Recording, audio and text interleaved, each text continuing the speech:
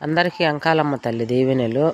మంగళవారము అమాస కాబట్టి ఎటువంటి దోషాలున్న పొయ్యి మంచి జరగాలని పూజ చేస్తాను. ఎవరెవరైతే పరిహారం పంపారో, పేర్లు మెసేజ్ పెట్టారో వాళ్ళందరి పేర్ల పైన సంతానం లేని వాళ్లకు ఎటువంటి గర్భదోషమైనా సరే పొయ్యి ఆ తల్లి సంతానం ఇయ్యాలని పూజ చేస్తాను.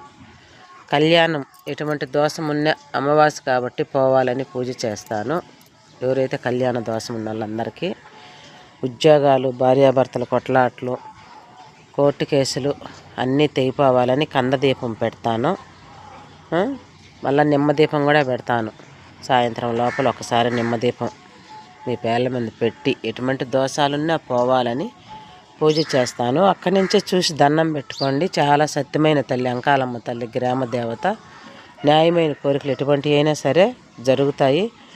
మోసపు నెంబర్లు ఉన్నాయి, మోసపోవద్దు. నాకు ఉండేది ఒకే ఒక నెంబరు 6300549127.